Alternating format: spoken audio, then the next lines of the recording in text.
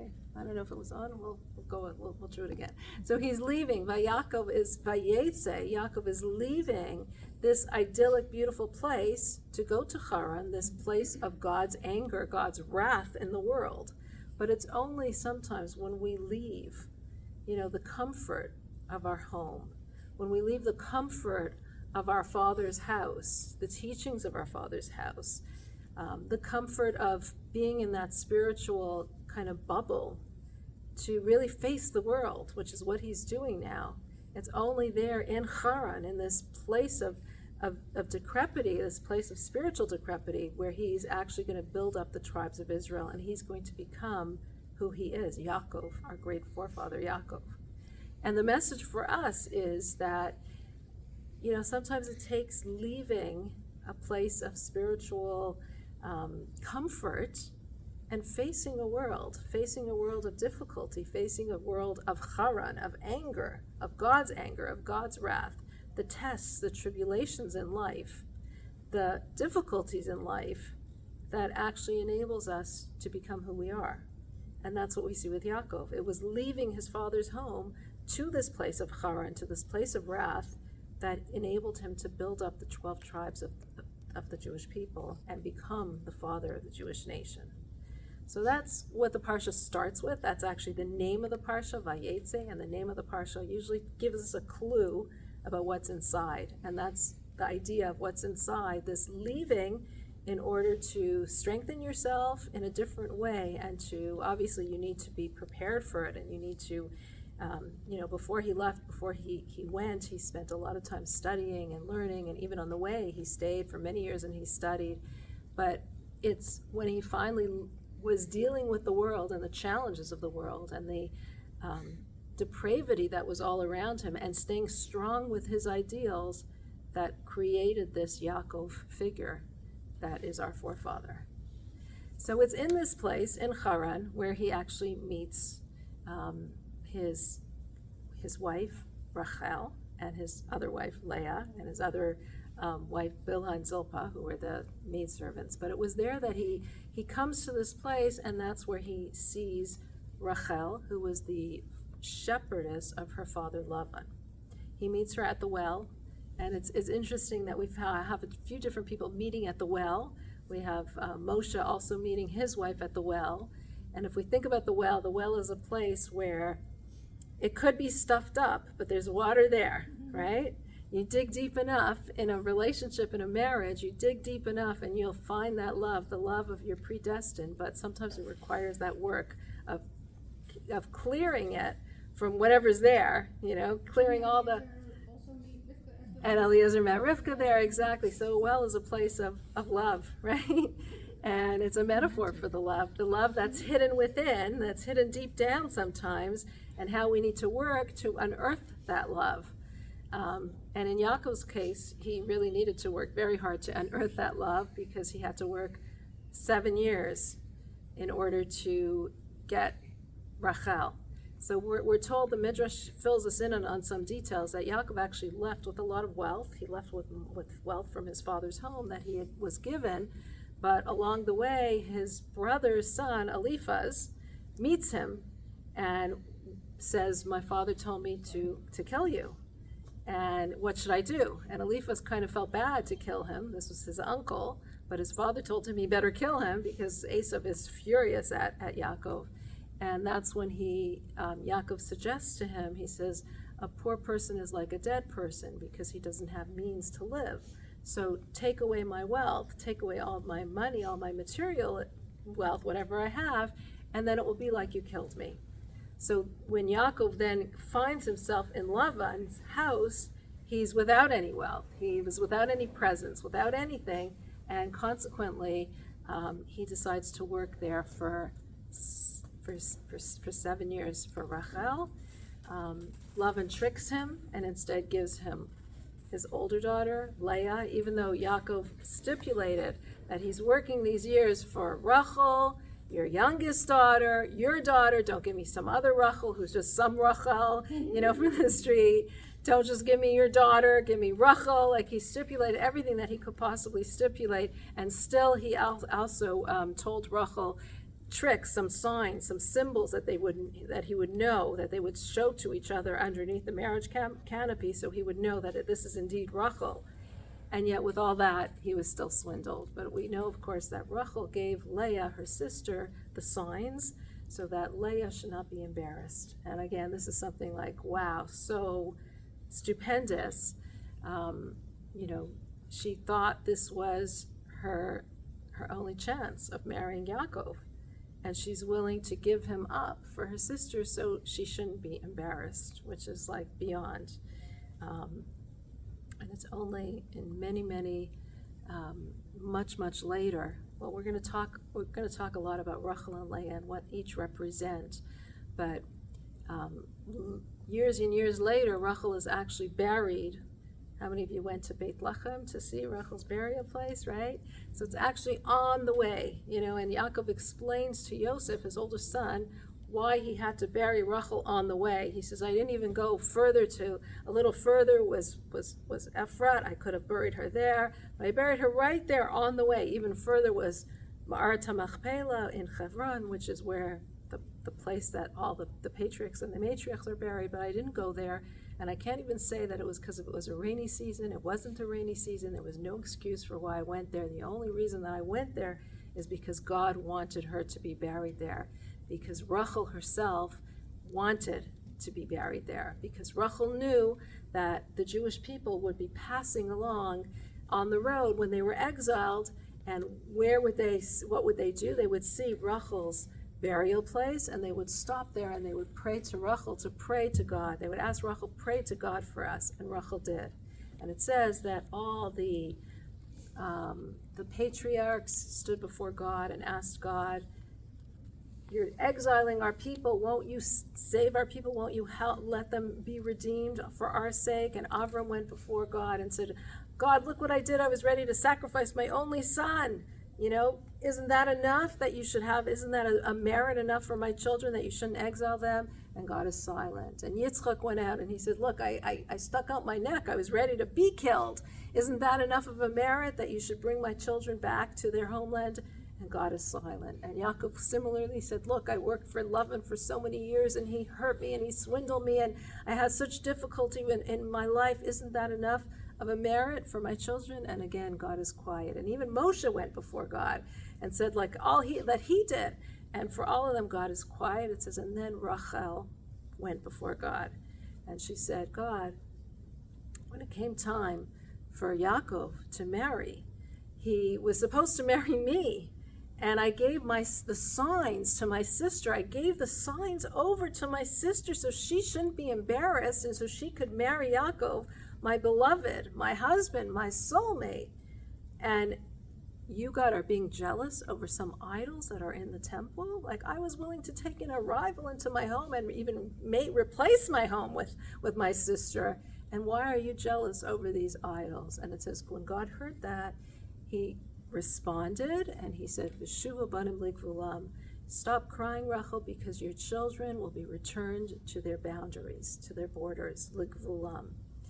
And she, exactly, and it made the Jewish mother, right? Power, greatest litigator. We can defend our kids no matter what, right? And it's interesting. God says your children will return to their border. Rachel, her yahrzeit is the 11th of Cheshvan. And if we look at the days from Rosh Hashanah till the 11th of Cheshvan, we have a month and 11 days. So that is how many total? How many days? 30 plus 11 is 41. And if we look at the word aim, which means mother, it's the same numerical value.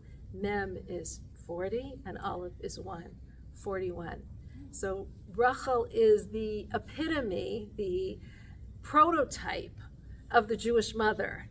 She represents the Jewish mother. Her yahrzeit on 11th of Cheshvan is the Jewish Mother's Day, really, because it represents what mothers are, that we are willing to sacrifice for the sake of our children, no matter what. And interestingly, the words that God said to her, V'shuva banim ligvulam, your children will return to their border.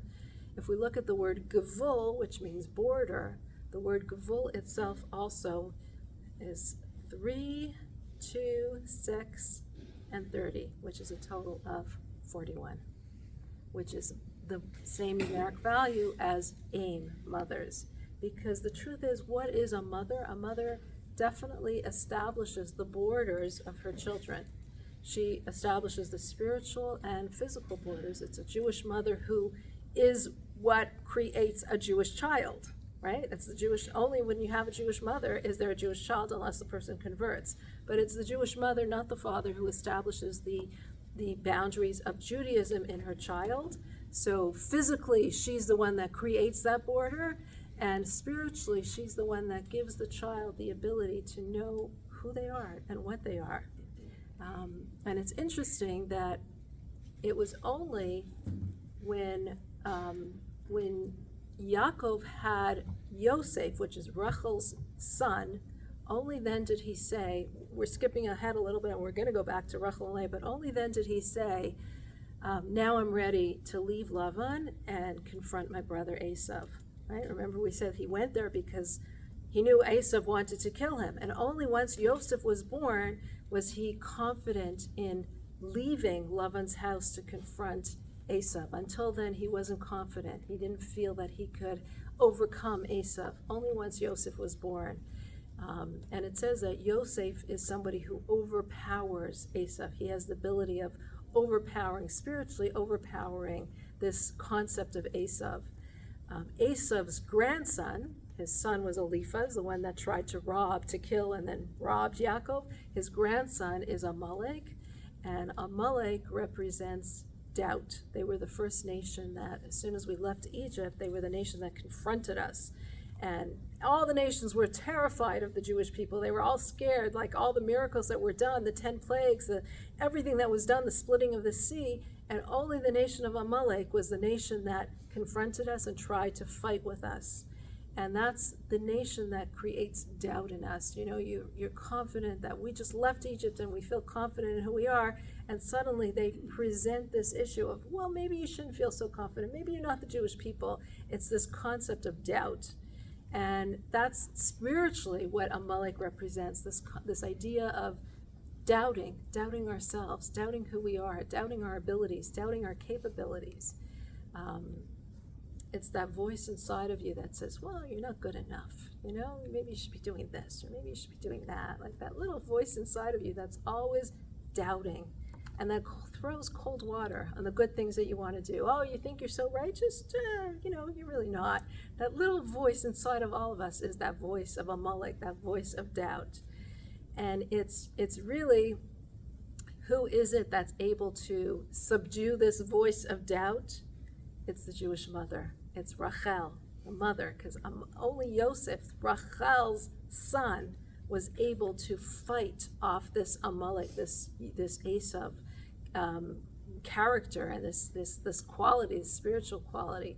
So it's the mother who establishes the borders physically and spiritually, and it's the mother who establishes within us that don't feel that doubt. Feel that confidence in who you are. Realize who you are. Realize your abilities and your capabilities, and realize what you are, that you are a child of God, and that only God is the one that you should be fearing. Nobody else around you. Don't worry about what anyone says. Don't worry what anyone thinks. It's only God who is our authority, who we actually follow and are worried about what God thinks.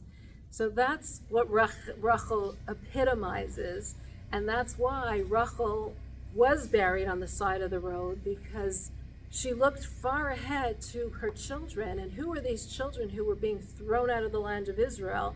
Who were these children? They were sinners. The reason why the Beit HaMikdash was destroyed was because the first Beit HaMikdash was because the Jewish people did the three worst possible sins of adultery, idolatry, and murder. You know, like the pretty heavy sins, right? Pretty heavy, the big three. Okay? And Rachel looked ahead at these people who had just committed these terrible sins, these cardinal sins, and she didn't see sinners. She saw children. She saw her children. She saw them, and she had this unconditional love of a mother that said, I want to be buried so that these children, these sinners, could pray by me, because they're not just sinners, they're people who are my children. And when we look at when we look at our children, we realize all the bad that they do, and it doesn't mean anything. We see beyond the bad, and we see to the actual soul of them. And that's what Rachel saw, the unconditional love of the Jewish mother to her children, and realizing that these children have this special soul, and this special soul is their purity. So no matter what they sin, no matter what they do, even if they do the worst possible sins, this is just the outside facade. That's not who they are. Who they are is really my children. And that child is someone who's so precious and connected to God no matter what. That is the power of Rachel. That's really the power of every Jewish mother. And that's why the aim, the mother, is the same gematria as the same numerical value as the word gevul, because she sets the borders of her children, making them realize who they are, what they are, that they shouldn't be afraid of anyone around them, or they shouldn't be intimidated by any forces around them, but only fear God and God alone. So that's Rachel. In this week's parsha, though, we are introduced to both Rachel and Leah. And when we look at Rachel and Leah, we see two amazing personalities, but very different personality types. And the spiritual divide of Rachel and Leah really is something that is a divide that continued throughout all the generations. I mean, we know that in their greatest time of need, like when Leah was about to be embarrassed, Rachel stepped in for her and she said, "I'll give you the signs." And when Leah had child after child after child, and she realized that there's only going to be 12 tribes, and her sister did not have any children yet, and Leah was pregnant. She was pregnant with Dinah. She was pregnant with her daughters. Well, she didn't know it was a daughter, but she was pregnant with a child. And she prayed, "Let this fetus that is inside of me be a female, be a woman, be a girl," because that way Rachel will be able to have two tribes of the Jewish people. And if not, then she'll only be left with one, and she'll be even less than the maids that Yaakov married. And so in this way, she prayed. We see Rachel giving over the signs to Leah, Leah praying for her sister that the child should be born, the child will be born, and the child was born. It was Dinah, and Rachel in turn had Yosef. And we'll talk a little about the connection between Dinah and Yosef if we have the time to. But when we look at Rachel and Leah, we see a divide that really continues throughout history. We see their descendants, this divide. We see specifically in the land of Israel, there was two kingdoms. There was Malchus. If you look through the books of prophets, there was two different kingdoms. There was the kingdom of Malchus Yehuda, which is from Leah, the Judean king, and we have Malchus Yisrael, which was basically from Rachel.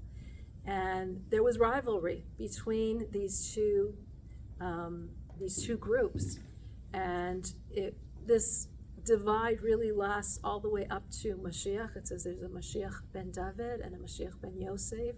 So Mashiach ben Yosef is from Rachel, who kind of prepares the Jewish people for Mashiach.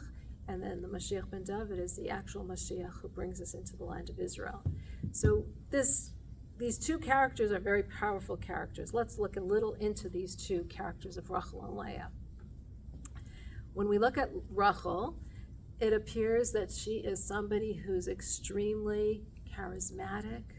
It seems like her life is just, everything fits in. You know, some of these people that everything is just fitting perfectly, these charismatic people, accomplished people, everything seems to fit in place, inside and outside. It says she was beautiful. It describes her as beautiful and shapely, and her physical beauty reflected her inner spiritual beauty.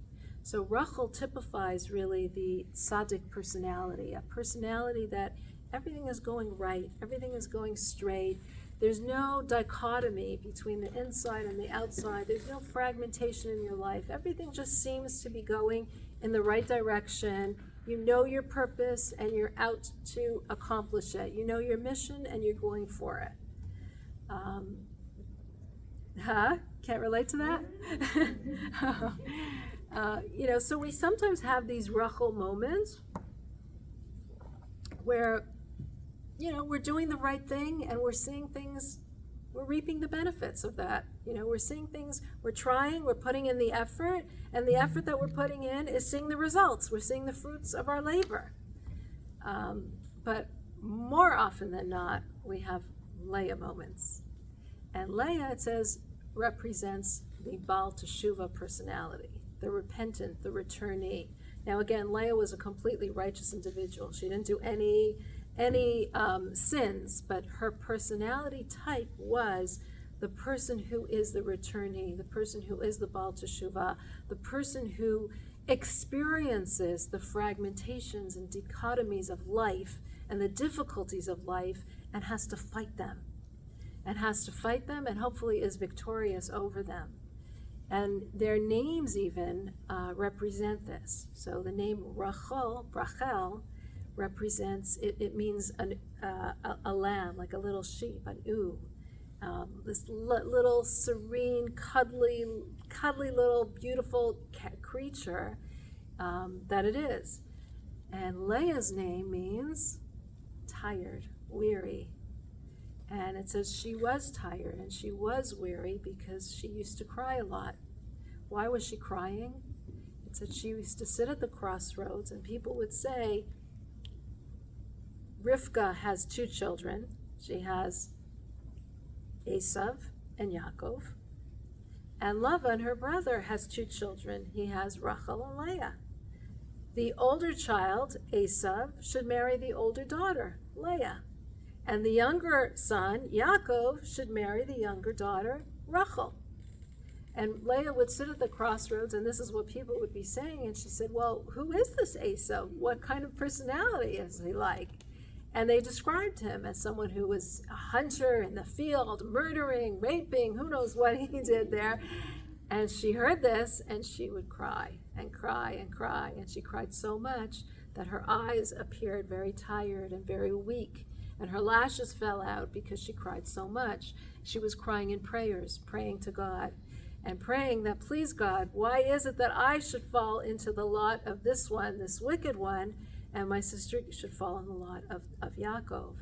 And from here we learn the power of prayer, because not only were her prayers answered, that she got Yaakov, not Esav, but we learn that not only did she marry Yaakov, but she married him even before Rachel married him, right? She was the first to marry him. So Rav Huna tells us in the Midrash, great is the power of prayer that you see from Leah, that her prayers were even answered first before her sister Rachel, and she actually married Yaakov first. So this is the character of Leah, but the commentaries, the Kabbalists actually explain that Leah was supposed to marry Esav, that her soulmate was really Esav. And why was she supposed to marry Esav?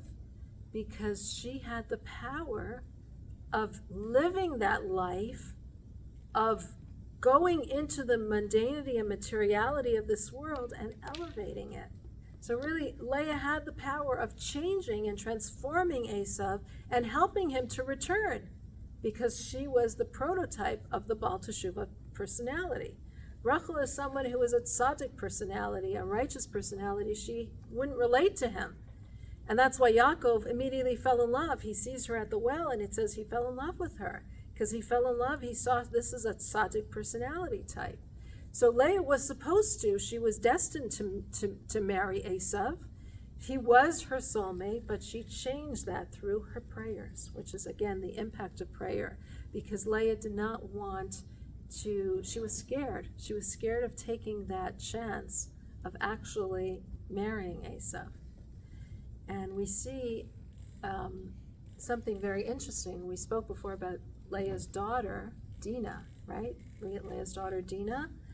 So we're going to see in a later parsha that Dinah was actually raped. She was raped by Shechem, right? And the commentaries explain there why did this happen to her?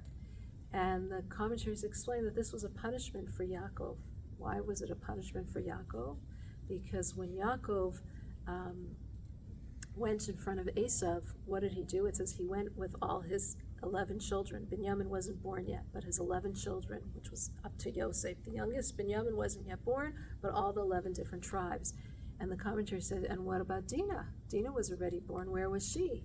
And it says Yaakov hid her in a box because he didn't want Esav to see her. She was so beautiful that he would want her and he would want to take her and marry her. And this was wrong of him, it says, because Dinah, as Leah's daughter, inherited the same spiritual strength of her mother. What Leah was afraid to do, to marry Esav and to change him and to transform him, Dinah had those powers. Dinah had even more of those powers as the daughter of Leah and Yaakov. And she had the same qualities of Leah, and she could have caused him to change. She could have changed him, she could have transformed him, but Yaakov was afraid to give her to him, and that's why he hid her. And it says that Dinah was actually, later on, different commentaries explain differently. Some say she married Shimon, her brother, and others say she later married Eov in the book of Job. How do we pronounce that? Job? And the book of Eov, and he was not he wasn't Jewish, and yet he had a tremendous amount of trials and tribulations, and Dinah, because she was the righteous woman that she was, helped him through it and made him a very righteous individual. And commentators explain if she could do that with Eov, who was a non-Jew, how much more so could she have done this with Esav, who was the son of Yitzchak and Rivka. So had she been able to use her innate powers, she would have been able to do that to him. But getting back to Rachel and Leah, so this is Rachel and Leah. Leah was really destined to marry Esav, and she prayed, and as a result, she prayed, and her prayers were answered, and she did not marry him. And at the night of the wedding, when Rachel was traded in for Leah, when Lavan traded the two, and Rachel gave over the signs to Leah, so she presented the signs to him, it says that the following morning, Yaakov woke up and he sees, he's married to the wrong person. And he says to her, how is it that some say they were twins, so they had the same voice, or he said to her, how could you keep answering? I kept calling you Rachel, and you kept answering to Rachel. How is that possible? You are a deceiver. You're the daughter of Lavan, who is a deceiver, and you're a deceiver. And she answered him, I learned from somebody. Who did I learn from? I learned from you. I learned from you, Yaakov. Me, Yaakov? She says, yes. When your father tried to bless Esav, what did you say? You said, Ani b'charcha Esav. I am your firstborn Esav. She says, so I learned from somebody. I learned from you're the paradigm of who I learned from. And the Kabbalists say that she was saying something really deeper at this point. They were saying that when Yaakov said those words, I am your firstborn Esav, and when he later fought with the angel of Esav, he says he fought with him, and he overpowered him, and he won, and Esav's angel blessed him. And he blessed him that he should now have two names, not only Yaakov, but also Yisrael, which is the name of the Jewish people. And the name of Yisrael means actually that you fought, you struggled with God, and you won. And this name really, so the Kabbalists say that really there was two parts to Yaakov. Yaakov was destined to marry Rachel. Yisrael was destined to marry Leah. And that's what Leah was hinting to him. She's saying, I had who to learn from. I learned from you, because when you said those words and you became Yisrael, that's when you became my destined, the one who was destined for me. So this is the paradigm of Rachel and Leah, the tzaddik personality, and Leah, the Baal Teshuvah personality, who again never sinned in her life, but nevertheless is that prototype of that personality, the person who life isn't so straight. Life doesn't go so straight. It's full of the the roller coasters, the ups and the downs, and riding those ups and the downs. And that's what her personality was able to do, to ride those ups and downs. And she could have done that with Esau, but she ended up with Yaakov. But it's riding those ups and downs of life that actually created for her who she became.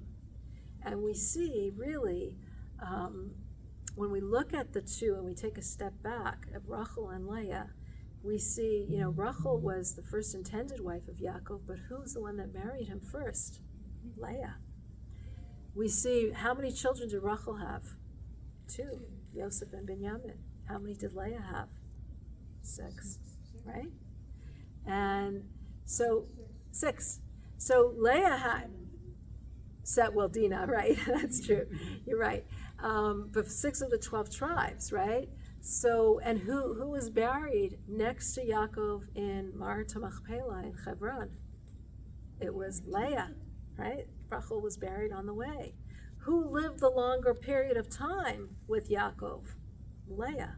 Rachel was buried. Her life was premature. She died prematurely on the way. So this tells us something. We often, in our minds, we would like to live a life that's the tzaddik personality. The outside and the inside, everything is the same. There's no fragmentation. There's no dichotomies. Our mission is clear. We know how to fulfill our purpose. Our purpose is clear, and we're out to do it. But more often than not, we live the Leah personality, where things are confusing, where the outside is not the same as the inside, where it's hard to know what is meant, what our mission really is in our lives, where we're going down the roller coaster of life, where it's not like always sunny and beautiful in summer, where it's the winters of the life, where it feels so difficult, where we're going through such challenges in our lives. Those are the Leah moments of our lives. And we all have those moments of Rachel moments sometimes, but they're far and few between.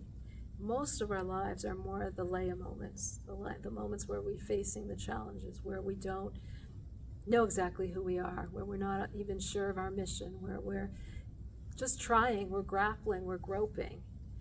But we see that it's when we live those, ultimately, it's those Leah moments of our lives, those challenges of our lives, that reap the most benefits, because it was Leah who had the most children. It was Leah who was living with Yaakov for the longest time. It was Leah who was buried with Yaakov. So it's those Leah moments that might seem difficult to endure, but it's specifically those Leah moments who make us into who we are, and we see the most fruit of our labor through those moments. So it's not the easy things in our lives that make us into who we become. It's those difficulties of our lives. It's those challenges of our lives. It's the winters of our lives. It's the roller coasters and the ups and downs of our lives that really develop us to become who we are. And that takes us right back to that the name of this week's parsha, which is Vayetze, which is leaving that calm surrounding, that beautiful surrounding, and going into that world and fighting the world, struggling with the world, which is the Baal Teshuvah personality type. But it's that personality type that creates the greatest beauty of who we can become as people. It makes us into who we really could be. It reveals the tremendous strength that we have within us and develops us to become stronger people and become better people. So it really reveals the deepest part of our soul and who we are. And that's really the message of Rachel and Leah, both amazing personalities representing 2 divergent paths, and beautiful paths, but it's those moments that we all have that are Rachel and Leah, and that's what I would like us to do now, to write on our papers a Rachel moment that you've had and a Leah moment that you've had in your life, and how those moments can really expose your greatest self, especially the Leah moments, how they can really form you and show how you can become your greatest self. let's think about that now.